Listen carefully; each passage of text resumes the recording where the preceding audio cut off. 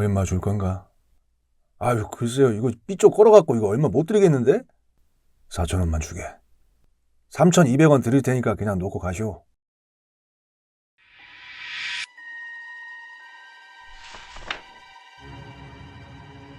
평범한 한 시골 지서의 평온을 깨고 다급한 신고가 들어옵니다.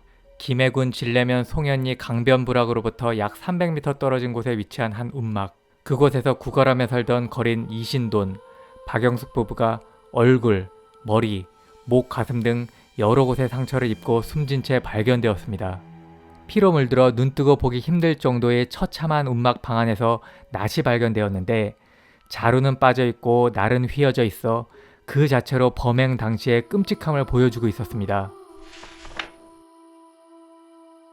수사과장 등을 현지에 파견한 경남도경은 사건 신고 전날 밤 벌어진 거린끼리의 원한에 의한 살인으로 보고 피해자들과 친분이 있는 일대 거린 및 땅꾼, 개장수 등을 상대로 수사에 돌입하였습니다. 동시에 경찰은 부부가 이뻐하며 기르던 개 2마리가 사라진 점에도 주목하며 이는 범인이 몰고 간 것 때문으로 추정하였습니다. 바람이 많이 불던 날 밤 인적 드문 외딴 움막에서 발생한 이 사건 범행은 목격자 등 단서가 부족하여 향후 수사에 난항이 예상되었습니다.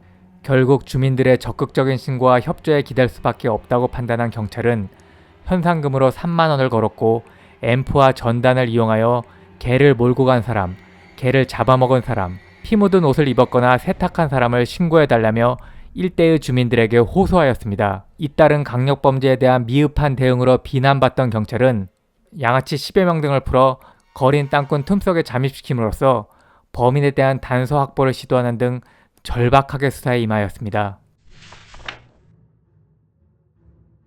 범행 발생 4일 후 한 40대 중반 남성으로부터 제보가 접수됩니다. 그는 이틀 전 점심 무렵 정 씨로부터 현금 3,200원을 주고 개 한 마리를 사서 기르는 중인데 개를 찾고 있다는 앰프 방송에서 묘사된 개의 모습이 자기 집 개 같아서 신고하였다고 설명하였습니다. 경찰은 즉시 출동하였고 그 개가 피해자 부부가 기르던 1살짜리 개라는 것을 확인하였습니다. 그리고 제보자에게 개를 매도한 정 씨를 상대로 개의 출처를 조사했는데 정 씨는 사건 현장으로부터 약 1.5km가량 떨어진 시레하천 불악 앞 돌다리 및 토망에서 사는 김광수가 자기 집으로 개 2마리를 몰고 와 사라고 해서 현금 2,000원을 주고 샀고 다음날 그중 큰 개를 제보자에게 판 것이라고 하였습니다. 경찰은 김 씨가 범행 다음날 정 씨에게 피해자 부부의 개를 판 점, 김 씨는 토막에 살던 땅꾼으로 경찰이 예상하던 범인 상에도 부합하는 점 등을 근거로 김 씨를 유력한 용의자로 판단하고 그를 강하게 추궁하기 시작하였습니다. 그러나 김 씨에게 개를 팔았다던 정 씨의 진술이 거짓으로 밝혀지자 상황은 급반전하였습니다. 경찰은 절도정가 3범의 60세 정 씨, 정혜준을 진범으로 확신하고 이번에는 그를 추궁하기 시작하였고 결국 범행 일체에 대한 자백을 받았습니다. 아울러 그가 범행 당시 입고 있던 피 묻은 털모자 1점, 국방색 상의 1점, 바지 1점, 양말을 발견함으로써 자백을 보강하는 결정적인 물증까지 확보하였습니다. 계속하여 그가 피해자 부부 움막에서 가져온 후 팔지 않고 보관하던 강아지 1마리도 압수하였습니다. 1963년 11월 18일 사건 발생 5일 만이었습니다. 정혜준이 밝힌 사건 당일의 모습은 이러하였습니다. 그날 밤 10시쯤 되었으려나 움막 앞을 지나가는데 담배가 땡기더라고요. 계시오? 누구시오? 담배불 좀 빌릴 수 있어? 아이고, 이 춥고 바람도 많이 부는데 웬일이오? 일단 좀 들어오시오. 응? 들어오시오. 초면이었지만 이 씨는 친절하였고 탁주까지 대접하였습니다. 이런 환대에 저 역시 그냥 나올 수 없어 30원을 내놓고 소주 한 병을 사오게 하였고요. 한 평 반 크기의 방 하나뿐인 작은 움막에서 저와 이 씨 부부 사이에 술판이 벌어진 것이었죠.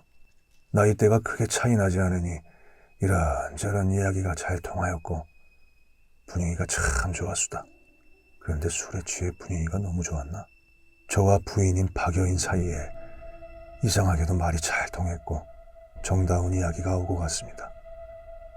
이를 본 이 씨가 기분이 상했는지 빈정대기 시작했고 저도 지지 않으면서 말싸움이 시작됐수다. 담뱃불도 빌려주고 술도 한 잔 먹여주었더니 야얘 집주인 노릇을 하려고 하네? 이 사람이 술을 잘못 배웠구만 이거. 누가 거지 새끼 아니랄까봐. 뭐라고? 내 이놈의 새끼를. 여보, 왜 이러세요? 이씨가 방 안에 있던 낫을 들고 죽일 듯이 덤벼들다 있다. 제 한몸 건사하려다 보니 그만. 정말 어쩔 수 없었습니다. 어쩔 수 없었다고요. 정신을 차려보니 방은 잔뜩 피로 물들어 있었고 개들은 미친 듯이 짖어대고 있더라고요.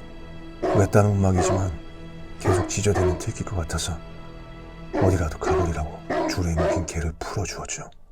그리고 저도 움막을 나와 도망가는데 개들이 자꾸만 따라오게 저의 집으로 몰고 간 겁니다. 왜 시체를 움막에 있었던 화목으로 덮었냐고요? 모르겠습니다. 기억이 안 나요. 시체에 불을 지르려고 한 것 아니냐고요? 모르겠습니다. 왜 박여인까지 죽였냐고요? 정말 모르겠습니다. 절도나 강도를 하러 들어간 건 아니냐고요? 아닙니다.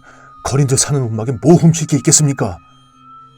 얼마 후 동네방네 소문이 다 났더라고요. 괴로운 마음에 죽으려고 아내에게 나는 죽고 말 것이니 너희들이 나 잘 살도록 하라 라는 말까지 했습니다. 아내에게 물어보십시오. 그런데 바로 그날 오후 형사님이 온 겁니다. 저에게 개 어디서 났냐고 묻지 않으셨습니까? 순간 술자리에서 박여인이 돌다리 밑에서 살고 사팔이라고 불리는 땅꾼 김씨와 사이가 좋지 않다고 말한 것이 떠오르더라고요. 그래서 사팔이한테 개를 샀다고 둘러댄 겁니다. 저 때문에 김씨가 잡혀 들어가게 되자 더욱 괴롭고 죄스러웠는데 다 자백하고 나니 이렇게 후련할 수가 없네요. 경찰은 도박 상습자인 정혜준이 담뱃불을 붙이러 움막에 우발적으로 들어갔다는 진술부터 믿기 어렵다고 판단하였습니다.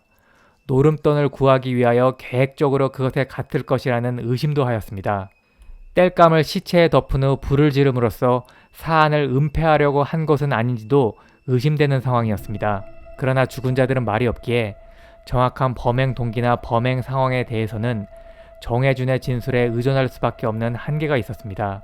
그가 자신의 범행을 합리화하기 위하여 피해자 이씨가 질투심에서 먼저 자신을 죽이려 했다며 거짓말하는 것일 수도 있습니다. 개 두 마리는 과연 어떤 상황을 보았고 어떤 말을 들었을까요? 형사들 역시 개 한타라도 물어보고 싶었던 심정 아니었을까요? 그래도 개들이 무사히 발견되었기 때문에 사건의 실마리를 풀고 범인도 잡게 된 계기가 되었으니 죽은 주인에 대한 은혜를 갚은 것은 아닐까 하는 엉뚱한 생각도 해봅니다. 그리고 경찰이 풀었다는 10여 명의 양아치들은 거린들한테 어떤 정보를 얻었는지도 궁금하네요.